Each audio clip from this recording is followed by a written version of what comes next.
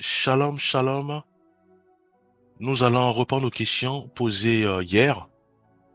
Alors, nous savons tous que le bien-aimé Fataki avait répondu à la première question, qui consistait à dire ceci. Donc, la question c'était comment puis-je résister aux tentations? Alors, donc, je vais aborder rapidement cette question en utilisant bien sûr les mots, certains mots du bien-aimé Fataki, puisqu'il a longuement parlé sur ça. Donc, n'hésitons pas à écouter ce message. Voilà, donc je vais déjà prendre un verset. Donc, je vais prendre 1 Corinthiens 10, verset 13. La parole de Dieu déclare, aucune tentation ne vous est survenue qui n'ait été humaine. Et Dieu, qui est fidèle, ne permettra pas que vous soyez tentés au-delà de vos forces. Mais, avec la tentation, il préparera aussi le moyen d'en sortir, afin que vous puissiez la supporter. Alors ici, nous voyons que Dieu est toujours avec nous. À quel moment il est avec nous? C'est quand nous croyons en Jésus-Christ, quand nous marchons selon sa parole et quand nous pratiquons sa parole. À ce moment-là, Dieu qui est fidèle, il est avec nous. Il nous conduit, il nous guide, il nous fortifie. Alors, le même Dieu qui nous aime dit ceci. Il dit, aucune tentation ne vous est survenue qui n'ait été humaine. Et Dieu qui est fidèle ne permettra pas que vous soyez tentés au-delà de vos forces. Voyez-vous? Donc, nous savons tous que c'est le diable Satan qui tente. Et lui passe par nos 5 sens. Il passe par tout ce que nous voyons. Il passe par tout ce que nous entendons. Il passe par tout ce que nous touchons. Le diable Satan utilisera toujours nos 5 sens pour nous tenter. Soit il va nous présenter une voiture. Soit il va nous présenter quelque chose pour que nous puissions mentir afin de l'acquérir. Il va passer par tout ce que nous touchons pour nous suggérer à mentir pour l'avoir. Voyez-vous, c'est pour ça que Dieu nous fait comprendre ceci. Il dit simplement qu'aucune tentation ne vous est survenue qui n'ait été humaine. Voyez-vous? Et à ce moment-là, il parle à qui? Il parle à tous ceux et celles qui croient en Jésus-Christ, qui marchent selon sa volonté, qui s'imprègnent de la parole de Dieu. Il parle à ceux et celles qui ont compris que ils ne peuvent pas vaincre la tentation par leur propre force. Il parle à tous ceux et celles qui croient que seul Jésus-Christ, Jean 15, 5, qui est notre allié. C'est en lui seul que nous devons nous appuyer pour combattre réellement la tentation. Parce que Jésus-Christ est notre cep et nous sommes des charmants. Voyez-vous?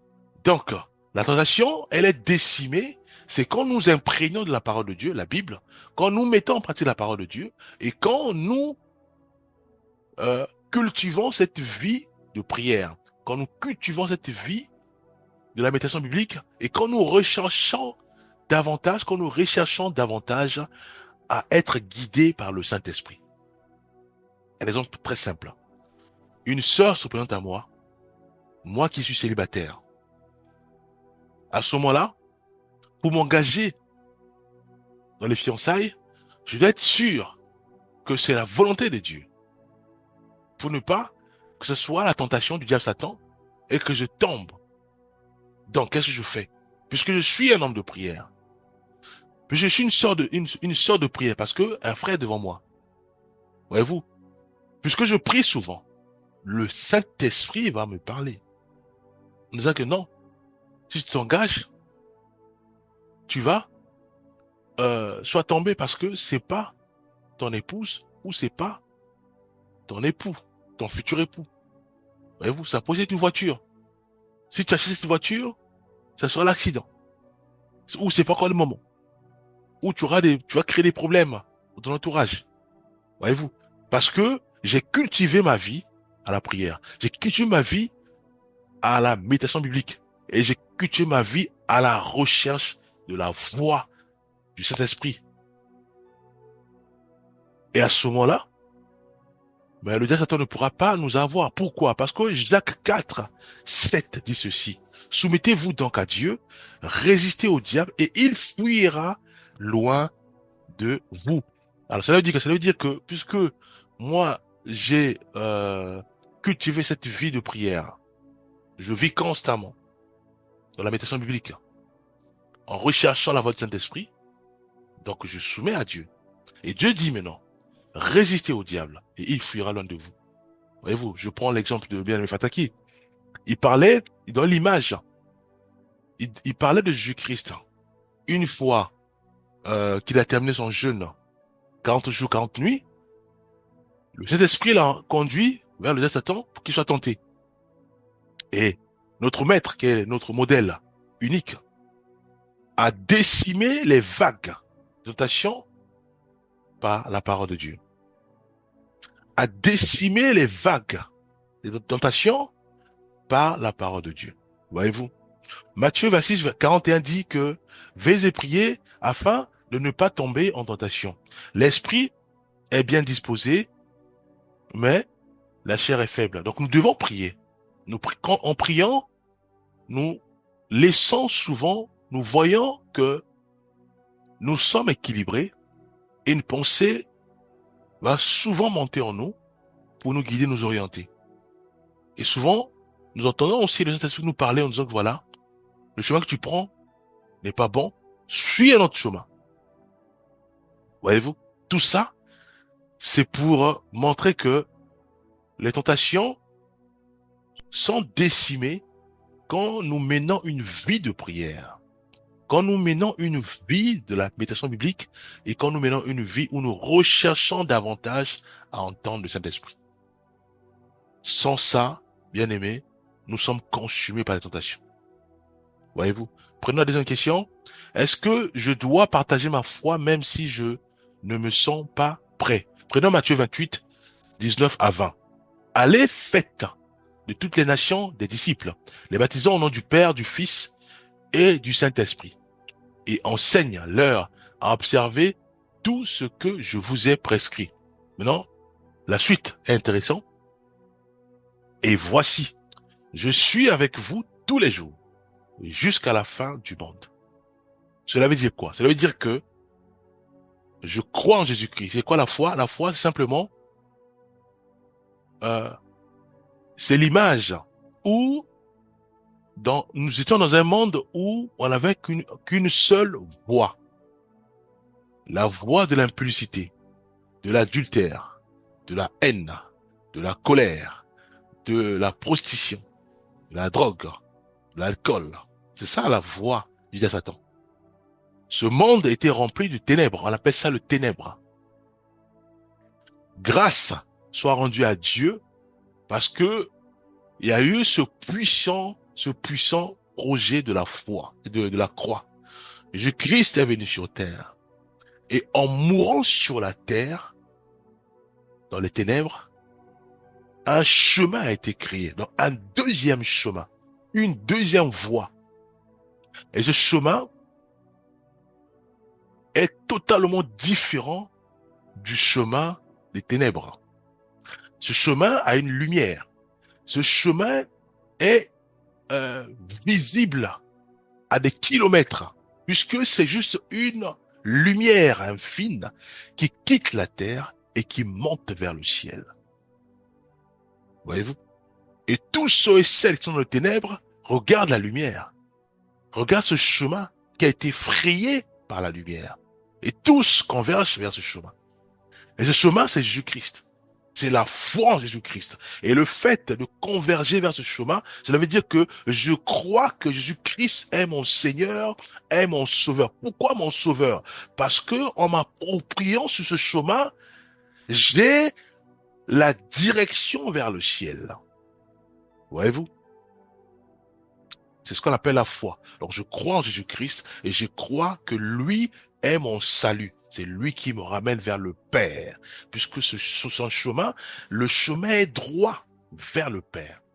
Et comment je fais pour acquérir ou pour accéder à ce chemin? C'est simplement croire à Jésus-Christ, à sa parole. marcher selon sa parole, vivre selon sa parole. Donc c'est lui qui est notre modèle. Voyez-vous? C'est ça la foi. Maintenant, la question est posée. Est-ce que je dois partager ma foi même si je ne me sens pas prêt? La Bible dit quoi? Il dit que, et voici, je suis avec vous tous les jours jusqu'à la fin du monde. Donc ça veut dire quoi? Ça veut dire que je suis malade sur mon lit, fatigué, j'ai faim, je suis à terre. Je vois un frère ou une sœur qui veut connaître Christ, qui veut s'engager. Moi qui suis éclairé, je suis obligé de dire que Seigneur, ta parole déclare, et voici, je suis avec vous tous les jours jusqu'à la fin du monde. Donc, donne-moi la force. Guéris-moi, parce que je veux absolument appliquer Matthieu 28, verset 19 à 20, qui me dit à moi d'aller et de faire, faites de toutes les nations les disciples. Il va me donner la force. Il va me relever. Il va me guérir. Pour que je, pour que je me lève et que je puisse transmettre ma foi. Fatigué ou pas, je suis obligé de partager ma foi. Voyez-vous? Je suis obligé de partager ma foi. Et cela passe par la prière. Parce qu'il va tout me fortifier. Donc, la fatigue, la maladie, le sommeil, euh, la famine, c'est pas des raisons. Puisque j'ai la prière pour ça. Voyez-vous? Est-ce que je dois partager ma foi même si je ne me sens pas prêt? Oui. En quoi faisant? De la prière déjà en premier. Seigneur, fortifie-moi parce que je suis pas prêt. Je veux être prêt. Parce que ta parole résonne dans mon cœur. Matthieu 28, 19, 20 résonne dans mon cœur. Je dois partager ta parole. Maintenant, je suis pas prêt. Maintenant, rends-moi à ce que je sois prêt. Dans la prière, je me lève déjà et j'avance. Et Dieu, il est avec nous. Il est là. Il va agir pour que sa parole soit transmise au frère ou à la sœur pour qu'il soit éclairé. 1 Pierre 3,15. Mais sanctifiez dans vos cœurs Christ le Seigneur, étant toujours prêt à vous défendre avec douceur et respect devant quiconque vous demande raison de l'espérance qui est en vous. Voyez-vous? Mais cela passe par la prière. Seigneur, je suis pas prêt, je suis fatigué, j'ai faim. Seigneur, rends-moi dur. Décide-moi la famine et fais-moi grâce d'avancer et que je transmets ma foi en Jésus-Christ à un frère, à mon père, à une sœur, à mes frères et autres. Voyez-vous? 2 Timothée 1, 7 à 8. Car ce n'est pas un esprit de timidité que Dieu vous a donné, mais un esprit de force, d'amour et de sagesse. N'ayez donc point honte du témoignage à rendre à notre Seigneur. Voyez-vous?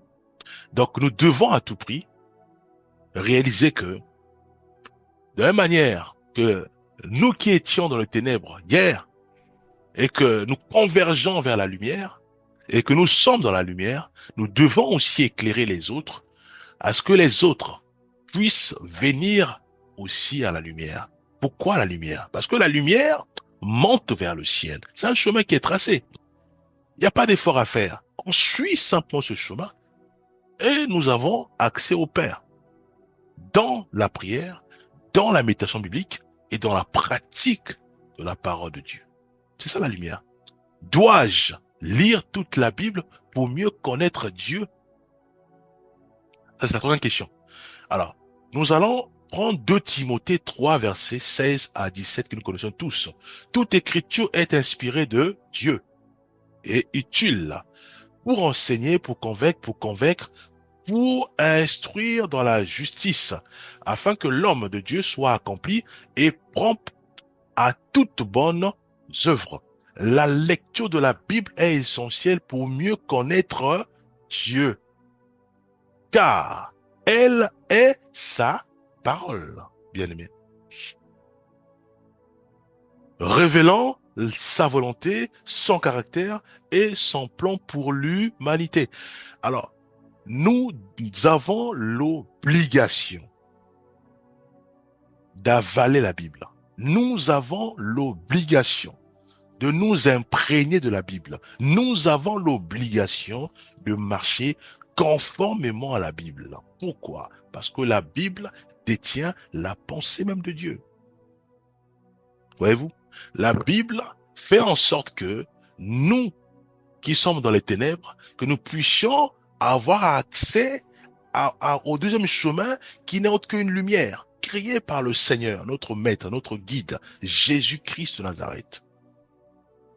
Il monte au ciel, derrière lui il laisse un chemin, une lumière qui quitte les ténèbres, la terre, jusqu'au Père. Il dit non, suivez ce chemin.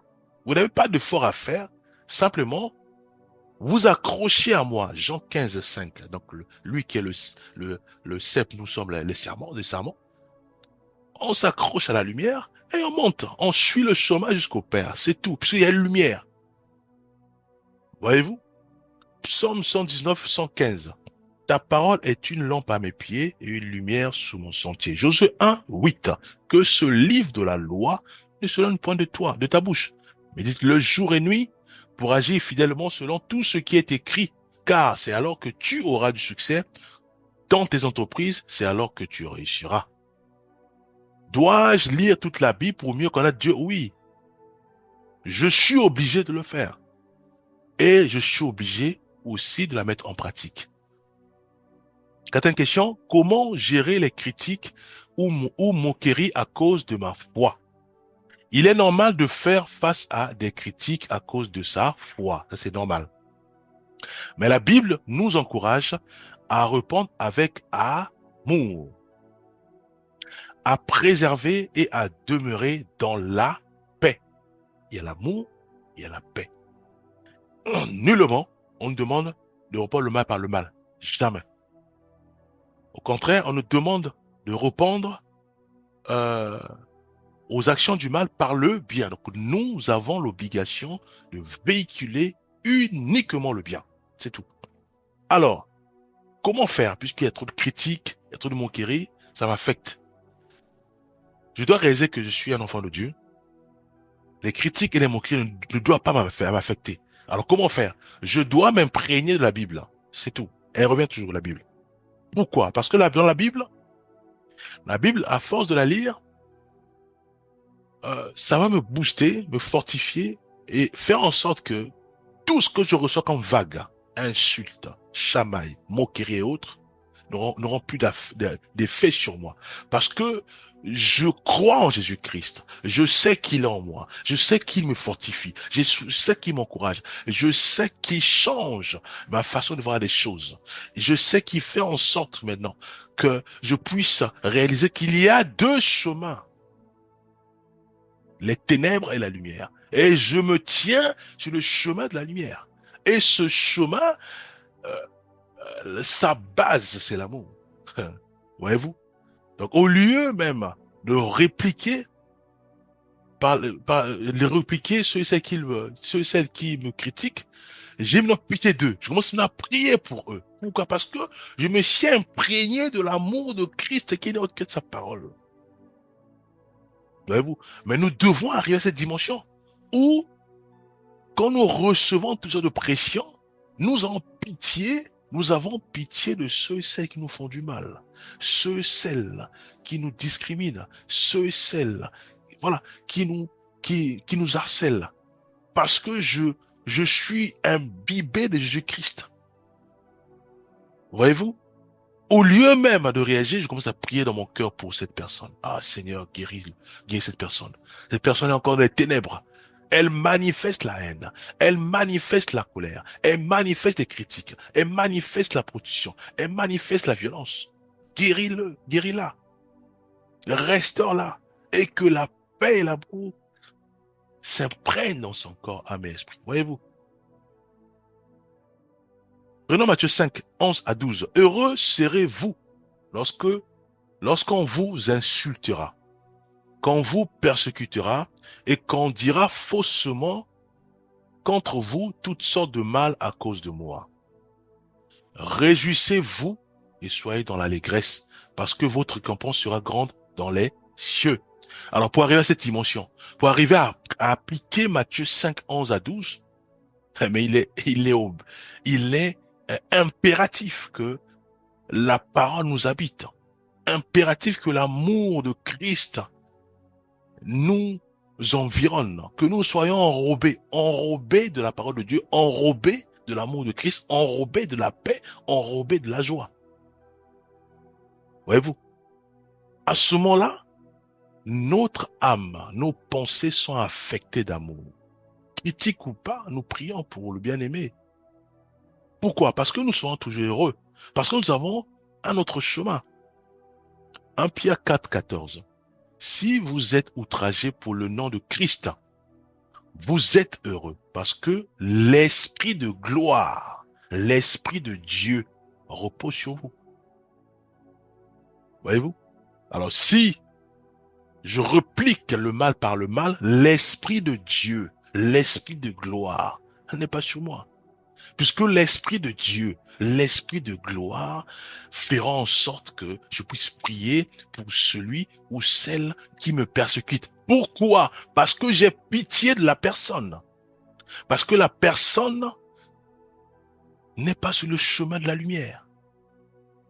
C'est tout, bien-aimé. J'ai pitié de la personne parce que la personne ne véhicule pas la joie et l'amour. Ne véhicule pas l'amour. Ne véhicule pas la paix. Parce que moi-même, je suis enrobé de l'amour, enrobé de la paix. Je me tiens sur le chemin de la lumière. C'est le chemin qui me ramène vers le Père. Et j'ai pitié de la personne qui m'insulte. Pourquoi? Parce que elle est condamnée. Parce qu'elle est sur un autre chemin. Le chemin du diable Satan. Où repose le mal? Où reposent les insultes? Où nous retrouvons la prostitution, la drogue et autres. Voyez-vous? Romains 12, 14. Bénissez ceux qui vous persécutent. Bénissez et ne maudissez pas. Voyez-vous? Déjà, si nous sommes enrobés de l'amour, on pourra même plus maudire. On va seulement bénir, prier pour la personne pour que cette personne soit convertie et qu'elle se retrouve sur le chemin de la lumière. Le deuxième chemin. L'autre chemin est tenu par le diable Satan et le chemin de la lumière est tenu par notre Seigneur, notre guide, notre maître, Jésus-Christ de Nazareth. Prenons la cinquième question. À quelle fréquence dois-je aller à l'église? Alors, pour les bébés spirituels, c'est qui les bébés spirituels? C'est ceux et celles qui découvrent la vie chrétienne. Oui, il est important de s'entourer des frères et sœurs. Tout ça, nous devons aller à l'église. Pourquoi?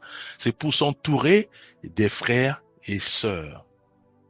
Voyez-vous, à ce moment-là, le fait de prier ensemble, nous sommes fortifiés.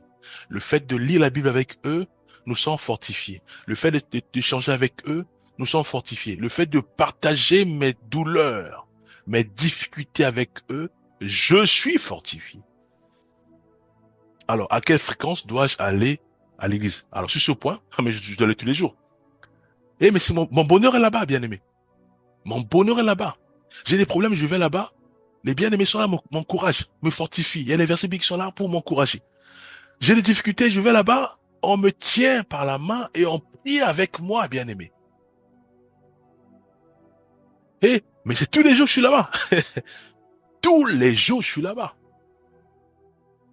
Voyez-vous? Hébreux 10, versets 24 à 25. Veillons les uns sur les autres, pour nous inciter à l'amour et aux bonnes œuvres. Ah oui, nous inciter à l'amour et aux bonnes œuvres. Je dois entretenir ma vie, bien-aimé, parce que je veux rester sur le chemin de la lumière, qu'est Jésus-Christ. Ce chemin qui me ramène vers le Père. Et pour cela, ce chemin a une seule condition, que je sois enrobé d'amour et de paix. Or, Hébreux 10, 24, 25 me dit ceci. Veillons les uns sur les autres pour nous inciter à l'amour et aux bonnes œuvres. Bien aimé. Mais je suis obligé d'aller à l'église tous les jours. Parce que je veux absolument que l'amour déborde en moi. Cet amour qui inonde mes pensées, mes entrailles, mes os.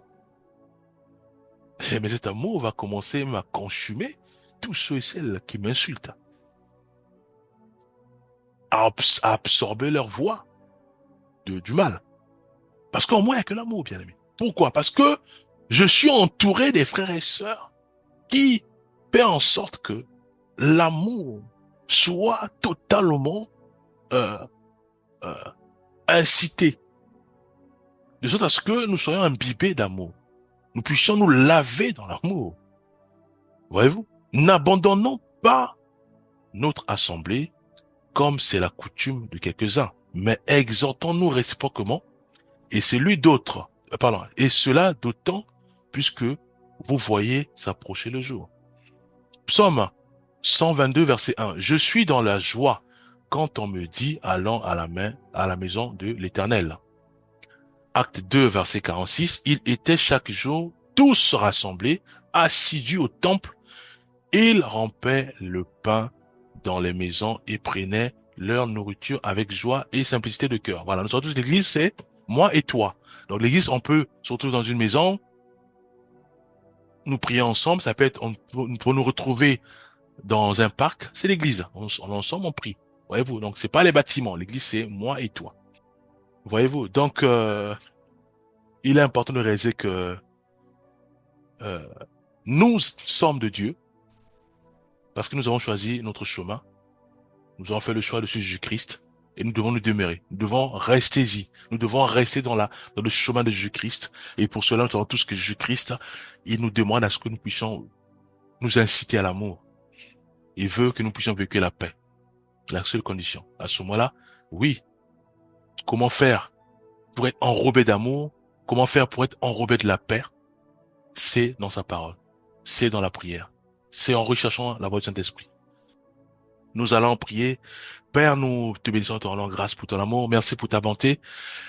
Père, fais-nous grâce. Fais-nous grâce vraiment de nous converger vers la lumière, le chemin de Jésus-Christ. Et nous voulons absolument, Père, emprunter ce chemin jusqu'au Père. Aide-nous à rester fidèles sur ce chemin. Aide-nous à rester intègres sur ce chemin. Au nom puissant de Jésus-Christ, nous avons ainsi prié. Amen.